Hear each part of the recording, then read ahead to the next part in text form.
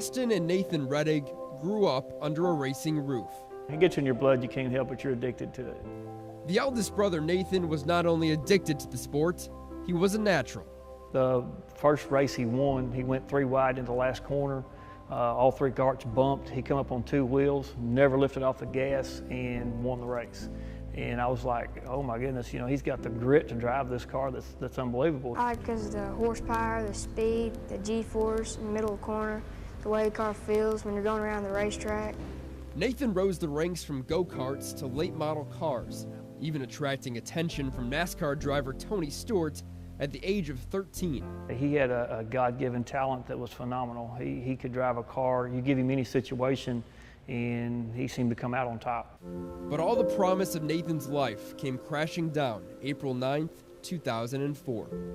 He was at a friend's house. He was riding a four-wheeler. He hit a ramp and the four-wheeler came down and landed on him. I didn't know what happened. I just remember going to the hospital at the time with my aunt. I just remember mom was crying and dad stormed out type thing, and it was very chaotic. Something you don't wish on your worst enemy. 1,400 people attended 13-year-old Nathan's funeral.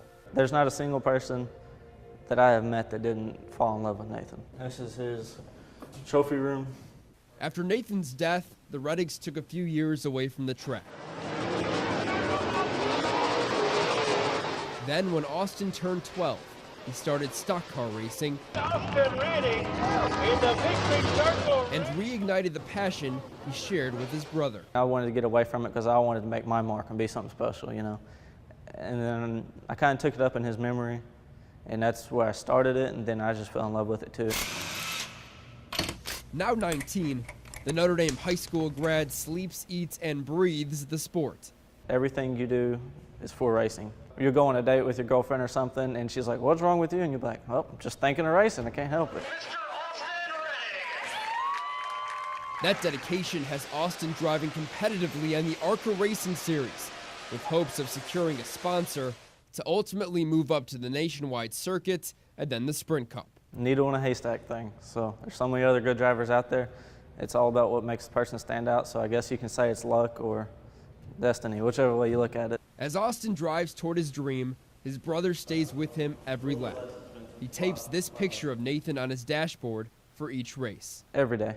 Think about him every day. Every time you see a race car. This was actually his old car, and we just got it down and ran, and you can still see Nathan Rettig on the roof of it there. Through wins and the most painful of losses, racing has rallied the Rettigs together and bonded brothers to the finish line. It's what I want to do for the rest of my life, but it's also great just because it keeps the family close. Through the loss of Nathan, it's made us a closer, tighter family. And this racing ties us all together as a family, and it's worked for us.